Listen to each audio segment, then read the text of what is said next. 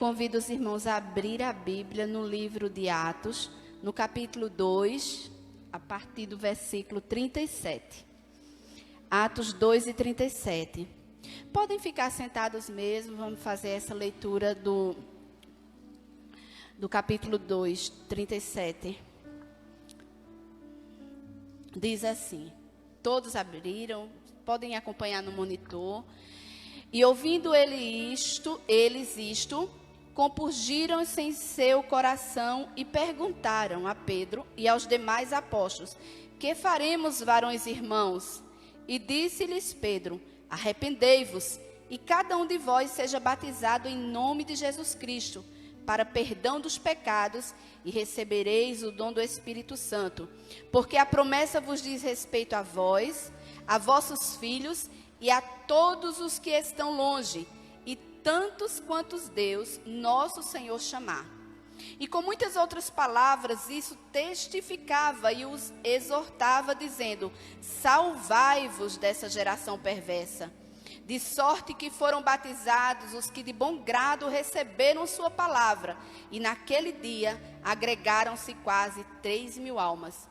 E perseveraram na doutrina dos apóstolos, e na comunhão, e no partir do pão, e nas orações. Em cada alma havia temor, e muitas maravilhas e sinais se faziam pelos apóstolos. Todos os que criam estavam juntos e tinham tudo em comum. Vendiam suas propriedades e fazendas, e repartiam com todos, segundo cada um tinha necessidade. E perseverando unânimes todos os dias no templo e partindo pão em casa, comiam juntos com alegria e singeleza de coração, e louvando a Deus e caindo na graça de todo o povo. E todos os dias acrescentava o Senhor à igreja aqueles que se haviam de salvar. Senhor nosso Deus e Pai, em nome de Jesus Cristo, estamos aqui nesta manhã. Já louvamos o teu nome, Senhor, já sentimos a tua presença gloriosa em nosso meio. Pai, como é bom estar aqui. Deus, nesse momento, Pai, esta é a tua palavra e é ela que alimenta, é ela que surte efeito nos corações, Pai. Neste momento, neutraliza todo o pensamento humano, toda palavra humana, todo sentimento humano, e que tudo que sair nesta manhã seja direto do trono da tua graça. Que o Senhor possa, Pai, nesta manhã encontrar lugar em cada coração. Deus, prepara, Senhor, prepara a terra para que receba boa semente e que essa semente possa germinar. Abençoa teus filhos, Senhor. Tu conhece a necessidade de cada um. Tu sabe o que eles estão precisando ouvir. Tu sabe como tratar com a tua igreja, com a tua noiva. Pai, tu conhece, meu Senhor, os caminhos que devemos percorrer como igreja do Senhor aqui na terra. E agora pedimos ao Senhor, fala conosco, porque precisamos, porque necessitamos, ó Pai. Sem a tua direção, ó Deus, nós não podemos caminhar. Sem a tua presença não podemos andar. Por isso, Pai, fica conosco, fala conosco, em nome de Jesus. Amém. Aqui fala sobre as primeiras conversões. E diz assim, ouvindo, no versículo 37, diz assim, do capítulo 2 de Atos: ouvindo eles isto, compungiram-se em seu coração e perguntaram a Pedro e aos demais apóstolos: que faremos, varões irmãos? Ouvindo eles isto o quê?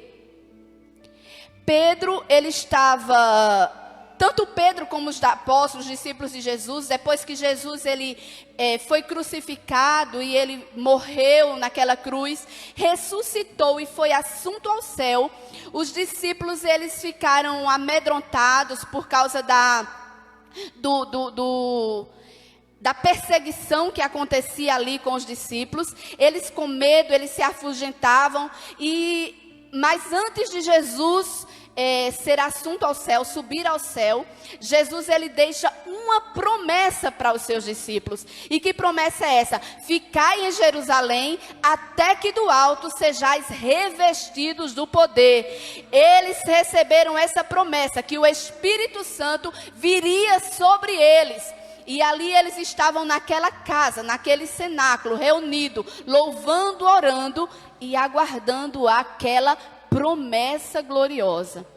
De repente, a Bíblia diz que de repente veio sobre ele línguas repartidas como línguas de fogo. E eles foram cheios do Espírito Santo e começaram a falar em novas línguas. E ali aquele povo que estava ao redor, passando por aquela casa, por aquele cenáculo, ouvindo tudo aquilo, acharam que eles estavam embriagados, bêbados. E Pedro, quando ouviam eles falando, eles estão bêbados, o que é que está acontecendo ali dentro? Estão todo mundo descontrolado. Pedro, ouvindo isso, Pedro sai e começa aquele discurso, o seu sermão. E Pedro começa a falar com aquelas palavras. E diz aqui que as palavras de Pedro compurgiram-se em seu coração. O que é compurgir? Com as palavras de Pedro, eles se arrependeram, eles se comoveram, eles se emocionaram e ficaram maravilhados com toda aquela pregação, com todo aquele sermão e aquelas palavras de Pedro. E veio o desejo no coração daquele povo de saber o que eles poderiam fazer para também sentir aquilo tudo que Pedro estava transmitindo através da sua palavra, através do seu discurso e através do poder do Espírito Santo que estava envolvendo a igreja. Quando a igreja dá lugar ao Espírito Santo de Deus, a glória de Deus se manifesta, o povo é atraído pela glória e a presença de Deus. E ali aquele povo disse: o que faremos, varões? Começaram a querer saber o que eles podiam fazer também para participar daquilo tudo, para receber aquilo tudo. E Pedro diz assim: arrependei-vos, e cada um de vós seja batizados em nome de Jesus Cristo para perdão dos pecados, e receberei o dom do Espírito Santo. O segredo de uma vida transformada, de um novo nascimento, começa com o arrependimento. A pregação genuína, a pregação verdadeira, a pregação que devemos levar às pessoas é o arrependimento, o quebrantamento de coração, a transformação verdadeira. Arrependei-vos. Pedro disse: vocês precisam se arrepender. Querem sentir o que nós estamos sentindo? Querem sentir essa alegria, esse poder do Espírito Santo, essa presença dele na nossa vida? Querem sentir essa alegria? Arrependam-se. Arrependei-vos. Existe uma regra. Pedro disse: arrependei-vos, a primeira regra. A segunda regra: sejam batizados em nome de Jesus Cristo para perdão dos pecados. Arrependimento e batismo. Por que o batismo? Porque o batismo vai testemunhar, testificar, dizendo: eu deixei o pecado, eu agora sou uma nova criatura e quero mostrar ao mundo que eu sou uma nova criatura. Arrependimento e batismo. E depois recebereis o dom do Espírito Santo. A terceira, o poder de Deus. A presença do Espírito Santo. Existe uma regra: ninguém vai receber o dom, o batismo, sem antes passar pelo arrependimento, sem antes viver uma vida de santidade, uma vida de obediência dentro da casa do Senhor, cumprindo todos os preceitos, sendo batizado, trazendo para o mundo que é uma nova criatura, que é uma nova, tem uma mudança de vida e um novo estilo de vida. Quando passamos por isso, aí sim vem o dom do Espírito Santo, que Jesus prometeu à sua igreja. Jesus, ele não faz acepção de pessoa para derramar sobre ela os dons do Espírito Santo. Deus não chama a irmã Margarete e dá um dom e exclui Otoniel e não dá.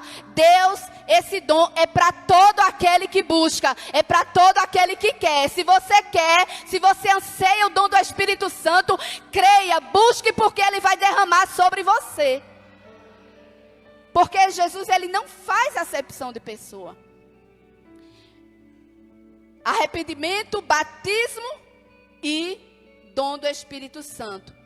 E Pedro continua dizendo assim: porque a promessa vos diz respeito a vós, a vossos filhos e a todos os que estão longe, e tantos quanto Deus, nosso Senhor, chamar.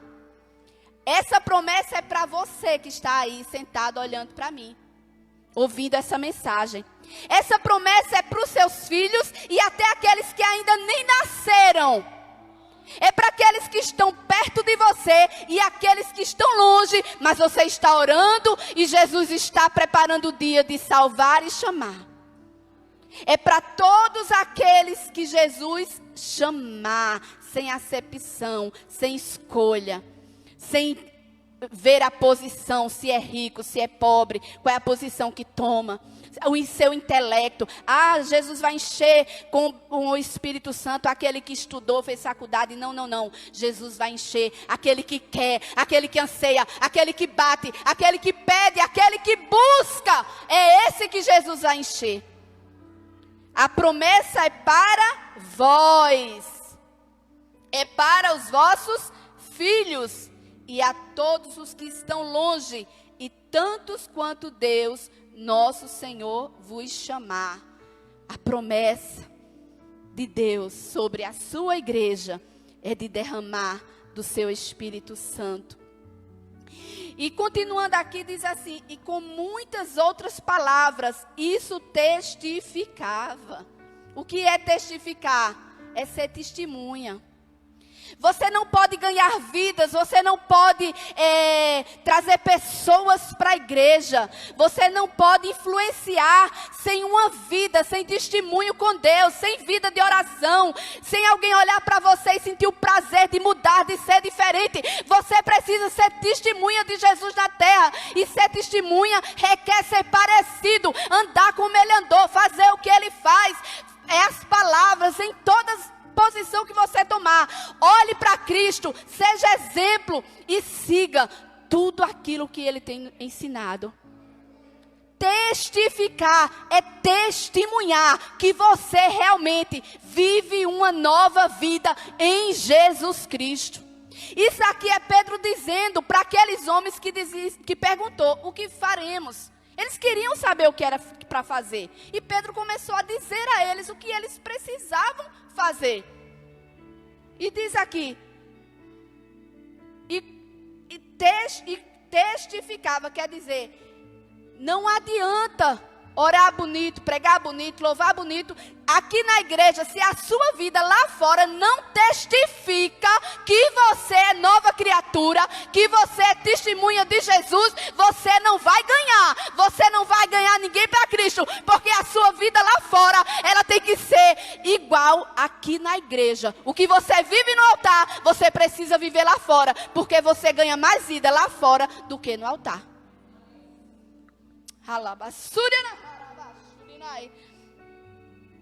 Testificar.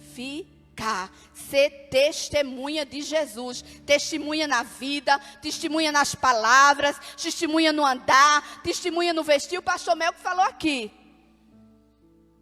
Testemunha no vestir. Não é, a gente não está falando de calça e de saia, a gente está falando de moderação, de comportamento, de como você se veste. Será que alguém olha para você e acha bonito como você se veste? Será que alguém olha para você e sente prazer nas palavras que saem da sua boca?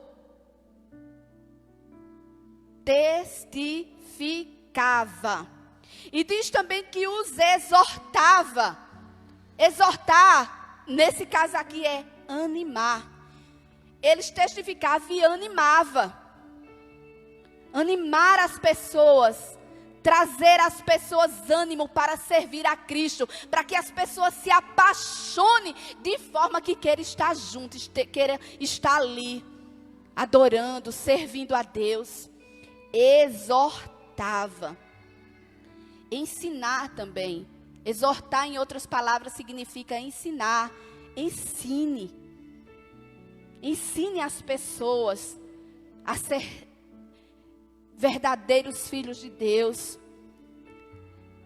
E ele dizia assim: salvai-vos dessa geração perversa. Ele dava um alerta. O mundo não tem o que dar a vocês. Você é nova criatura, então se afaste do mundo. Se afaste das más companhias. Se aquela companhia te leva a pecar, se afasta dela. Fuja da aparência do mal. Esse mundo não tem o que dar, não.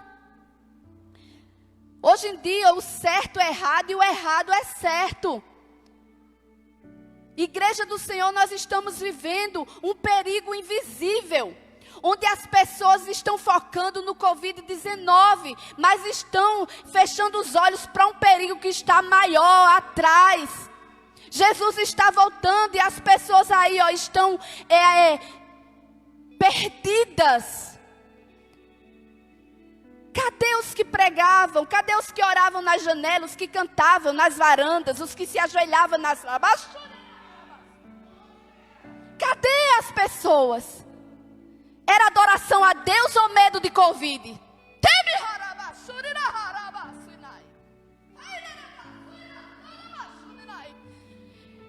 Era medo do que estava vendo ou era verdadeira adoração ao Deus Todo-Poderoso, aquele que nós devemos adorar? Independente da situação, se está tudo difícil, adore. Se está tudo bom, adore. Agora que devemos ir para a rua, agora que devemos ir para a varanda, agora que devemos nos ajoelhar nas calçadas, porque Deus não mudou e a adoração é para Ele. Aleluia, glória a Deus. Salvai-vos dessa geração perversa. Tem algo obscuro. Ore, busque a Deus, pergunte, peça discernimento que Deus vai mostrar, Deus vai revelar. Aleluia, glória seja dada ao nome do Senhor. Glória a Deus. E diz aqui, que de sorte que foram batizados os que de bom grado receberam a sua palavra. Amados, eu grifei essa frase aqui. Foram batizados os que de bom grado receberam a sua palavra. E fui ver as palavras de Pedro no discurso. Em nenhum momento Pedro falou em prosperidade. Em nenhum momento Pedro falou em cura. Em nenhum momento Pedro falou em milagre. A palavra daquele discurso de Pedro, eu vou ler algumas aqui. Pedro, porém, pondo-se em pé com os 11, levantou a voz e disse-lhe: varões judeus, e todos os que habitam em Jerusalém, sejai-vos isso notório e escutai as minhas palavras. As palavras que eles receberam de bom grado. Estes homens não estão embriagados como vocês pensais, sendo essa a 3ª hora do dia.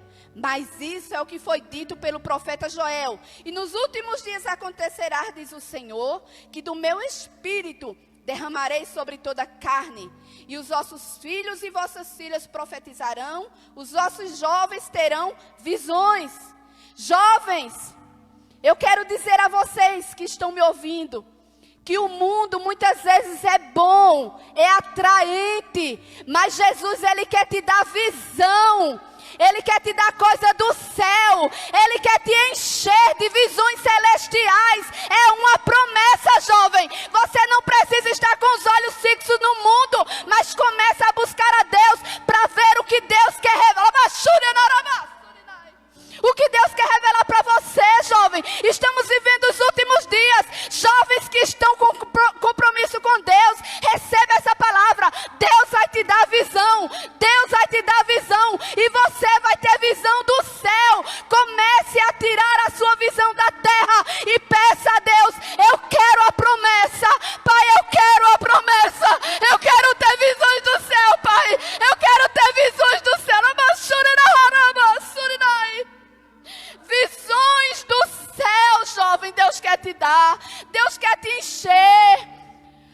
Salomão, ele viveu dias na carne. Buscou tudo que a carne podia oferecer. Prazeres, mulheres. Mas quando ele chegou na velhice, ele viu que nada prestou, nada serviu, nada foi bom. Aí ele leva uma mensagem para o jovem. Ele alerta o jovem: lembra-te do teu Criador nos dias da tua mocidade, antes que venham os dias maus. Jovem, vai chegar o dia mau para você, vai chegar a velhice, vai chegar a falta de força, vai chegar o cabelo branco, vai chegar a artrite, vai chegar a artrose. Mas você, jovem, aproveita, recebe nesta manhã aquilo que o Espírito Santo tem para derramar para você, jovem. Jovens terão visões e os ossos velhos sonharão sonhos. Tem muitos que já chegam numa certa idade e dizem: isso não é mais para mim. Deus não vai cumprir as promessas, eu não posso mais sonhar com isso. Mas eu quero te dizer que os velhos sonharão sonhos. Deus tem sonho ainda para você. Mesmo você se achando sem força, mesmo você se achando que chegou no final, Deus ainda tem sonho. Deus ainda vai te usar. Mesmo você achando que não tem mais condições, esta é uma promessa para você. Os velhos sonharão sonhos, e também do meu espírito derramarei sobre os meus servos e minha serva naquele dia, e profetizarão. E farei aparecer prodígios em cima no céu e sinais embaixo na terra, sangue, vapor e fumaça. O céu se converterá em trevas e a lua em sangue antes de chegar o grande dia glorioso do Senhor. E acontecerá que todo aquele que me invocar o nome do Senhor será salvo. Varões israelitas, escutai essas palavras. Aí ele começa a falar de Jesus. Ele diz assim: a Jesus Nazareno, varão aprovado por Deus entre vós com maravilhas, prodígios e sinais, que Deus por ele fez no meio de vós, como vós mesmos bem sabeis. A este que foi entregue pelo determinado conselho e presciência de Deus, tornando-vos e crucificaste e mataste pelas mãos de injustos, a qual Deus ressuscitou, soltas as ânsias da morte, pois não era possível que fosse retido por ela. As palavras de Pedro eram uma palavra cristocêntrica, onde Cristo é o centro. A mensagem do Evangelho tem que ser Jesus Cristo. Se não for Jesus Cristo, você não vai atrair multidões. Se não for Jesus Cristo, você não vai trazer pessoas. Seja uma palavra cristocêntrica, onde Cristo é o centro, onde o que você prega é Jesus Cristo, onde o que você vive é Jesus Cristo, o que você fala é Jesus Cristo. A palavra de Pedro era Jesus, a quem vocês crucificaram, a quem vocês mataram, mas porque Deus permitiu, foi presciência de Deus, foi Deus que quis assim, foi propósito de Deus. A esse Jesus Vocês crucificaram, mas ele ressuscitou, porque a morte não pode prender aquele que é dono da vida.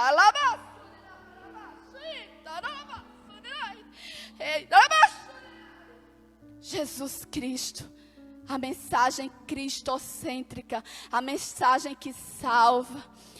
Esse é o verdadeiro evangelho. O que é evangelho? São boas novas. E o que é boas novas? Boas notícias. Que notícias nós estamos dando ao mundo?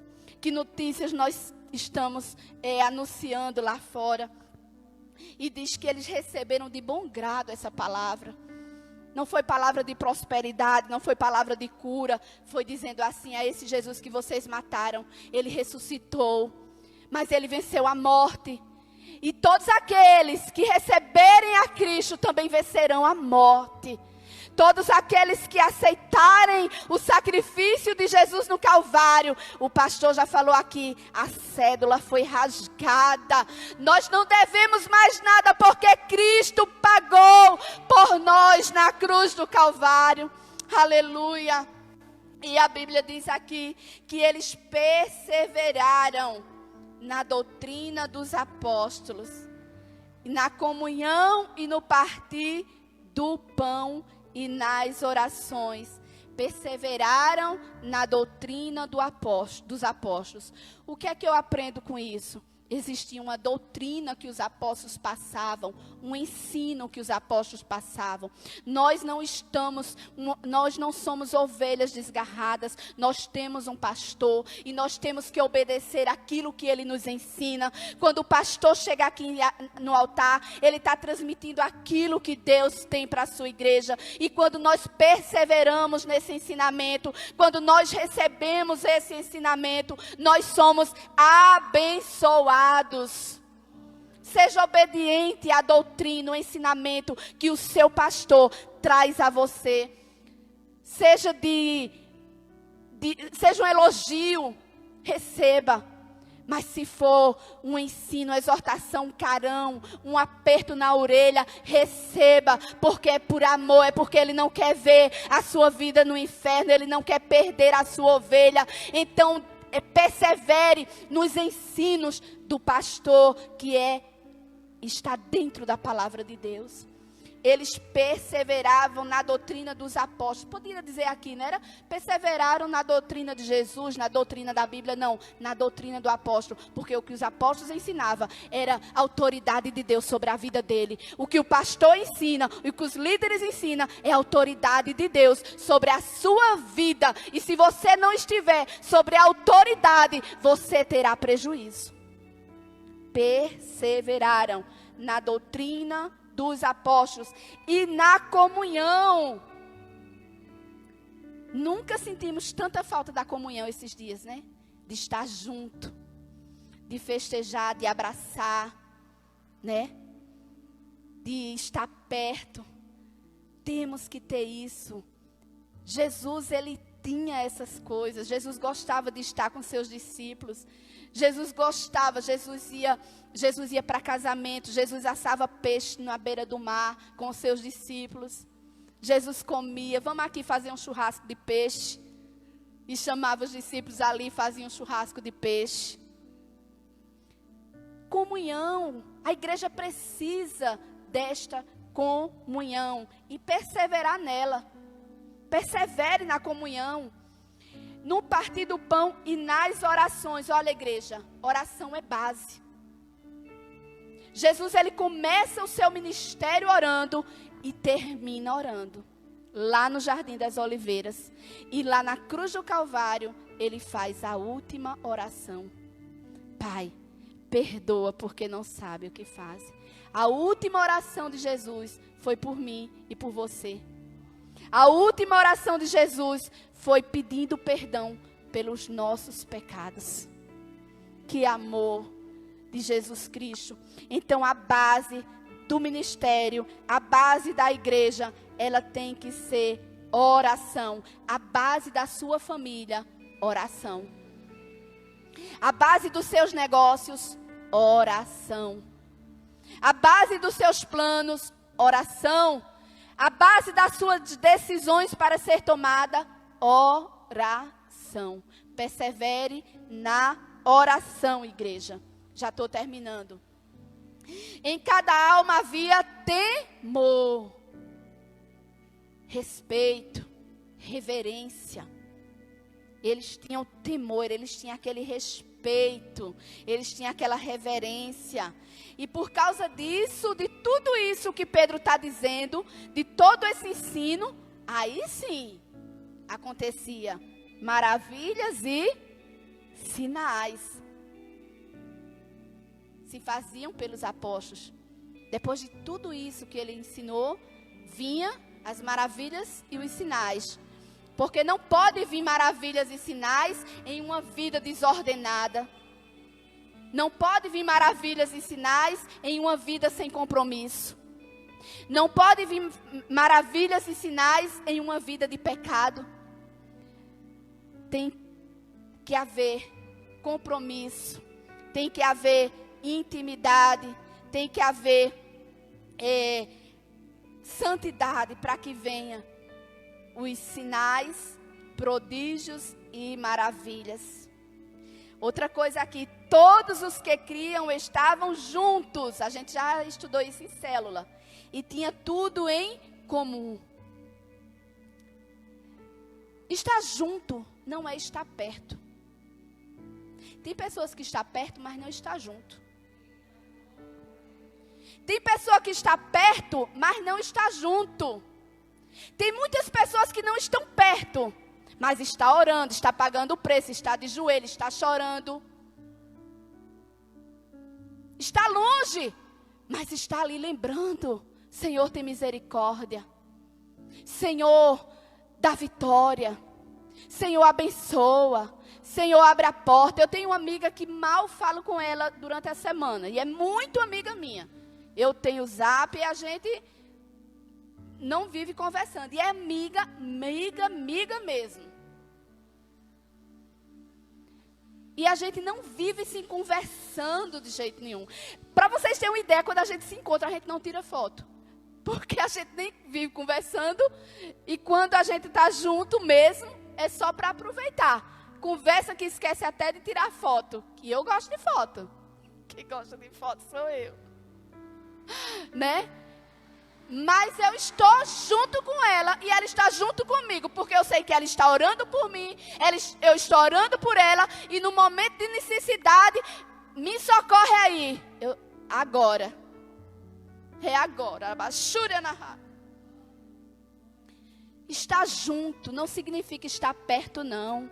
Quem está perto muitas vezes quer, sabe o quê? Mostrar o que não é. Muitas vezes só quer mostrar o que não é. Eu quero estar perto, eu quero ficar aqui pertinho porque quero que veja, E muitas vezes não é. Quem está junto muitas vezes quer saber como você trabalha, como você faz, o que você ganha, como você veste, como você se comporta.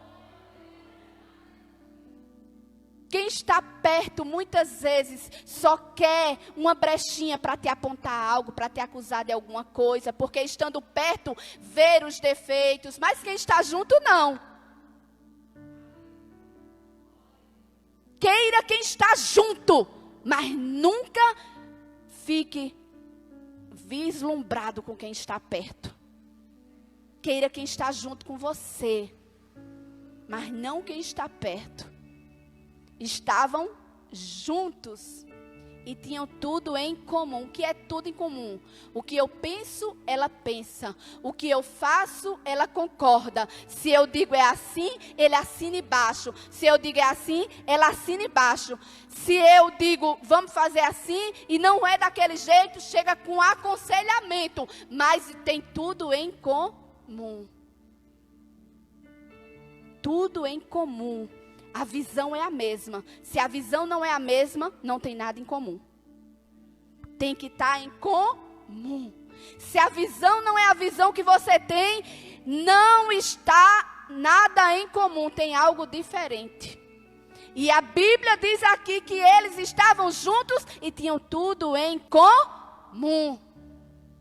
Eu quero assim, mas eu vou fazer desse jeito. Não está em comum. Eu quero ir para esse lugar, mas eu vou para... Não está em comum. tem alguma coisa errada, começa a orar, começa a buscar, começa a perguntar. Deus, Ele revela. Deus não é pego de surpresa, a gente é que é pego de surpresa, porque às vezes falta orar, às vezes falta buscar, confia demais, ou então de menos.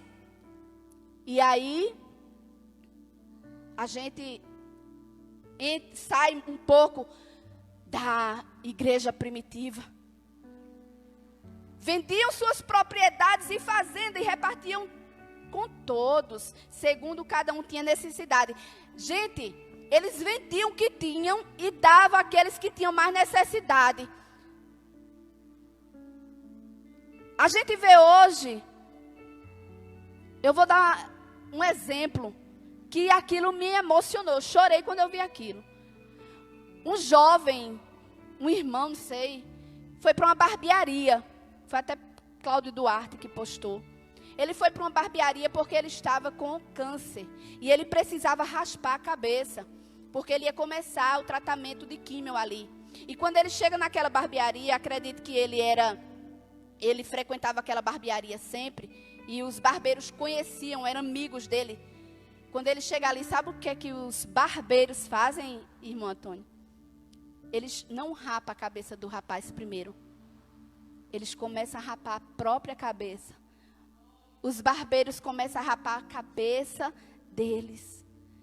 Quando eu vejo aqui, vendiam suas propriedades e fazendas, sabe o que é que eu vejo aqui? Amor. Você precisa ter amor. Não é amor de palavras, não. Aqueles barbeiros podiam chegar para aquele rapaz e dizer: força aí, meu amigo. Você vai passar por essa. Você vai enfrentar. Você vai ter vitória. Mas eles quiseram, sabe o quê? Mostrar que tinham amor. Eles quiseram realmente, com atitudes, mostrar que estava com ele. E começa ali a rapar a cabeça. Se está passando fome e você pode ajudar, não diga que vai orar não. Vai, abençoa, estende as mãos. Se está sofrendo, se caiu, vai lá, pega a mão, levanta, ajuda. Olha, você não vai pro buraco não, eu vou te ajudar, vem cá, a gente vai orar por você, levanta, eu estou contigo, não vou te condenar, não vou te julgar não. São atitudes que fazem e mostram o verdadeiro amor. A Bíblia diz que Deus amou o mundo de uma tal forma que deu o seu Filho unigênito para que todo aquele que nele crê não pereça, mas tenha vida eterna. Deus, Ele não disse que amava. Deus mostrou que amava, dando o seu Filho para morrer por mim e por você. Chega de dizer que ama, mostre que ama. Precisamos de atitude. Como verdadeiros cristãos, vivendo o verdadeiro evangelho, precisamos mostrar. Mas às vezes Deus tem nos dado tanto e muitas vezes a gente não quer devolver. Não é dar a Deus, ninguém dá nada a Deus porque Deus não precisa e a gente não tem nada. Tudo que nós temos é de Deus, mas até o dízimo e as ofertas muitas vezes a gente retém. Por quê? Porque não está enquadrado nesta palavra, neste evangelho, não está enquadrado na igreja primitiva. Eles vendiam e davam aos necessitados. E hoje em dia tem muitos necessitados. Lá em Moçambique tem muitos irmãos necessitados. E o que você está fazendo pela igreja de Moçambique? A igreja Viva a Fé aqui manda recursos para lá. E se você pode abrir a mão para abençoar, Deus, Ele vai te abençoar muito mais. Comece por amor, demonstrando por amor que você ama. Ele dava, entregava, vendia. Amém, igreja? Perseveraram unânimes todos os dias no templo e partindo o pão em casa. Célula.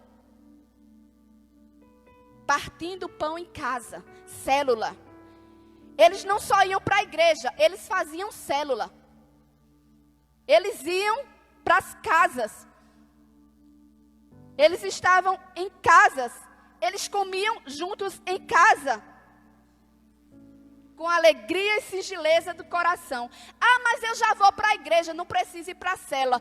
Quer ser como a igreja primitiva? Vá para a igreja e frequente a sua célula. Eles faziam isso. Célula é lugar de comunhão, da gente conhecer melhor. Quem aqui, na verdade, de verdade, me conhece mesmo assim? Eu conheço a irmã Margarete, sei o que ela gosta, sei o que ela... Porque talvez eu nunca fui na sua célula, não ando com você, não estou junto com você. Mas no dia que você começar a andar comigo, aí você vai saber os meus gostos, a minha vontade, o que eu como, o que eu não posso comer, a minha cor preferida, como eu durmo, que horas eu me acordo. É assim. Na célula a gente conhece algumas pessoas assim, porque a gente já começa a conversar lá e dizer, né? Para finalizar, louvando a Deus e caindo na graça de todo o povo. E todos os dias acrescentava o Senhor à igreja aqueles que haviam de salvar. Amados, tem muita gente aí para ganhar para Jesus. Vamos ganhar essas vidas. Vamos buscar essas vidas. Então vamos viver o que é a igreja aqui que Pedro ensinou. Vamos viver o que Pedro aqui falou para os irmãos. Vamos testificar. Vamos exortar, alegrar os irmãos, animar os irmãos. Vamos viver em comunhão, em unidade. Vamos estar juntos. Aí sim, nós vamos ver o reino de Deus crescer e multiplicar. Mas tudo isso para a glória de Deus. Amém? Que Deus abençoe a igreja, Pastor Melk.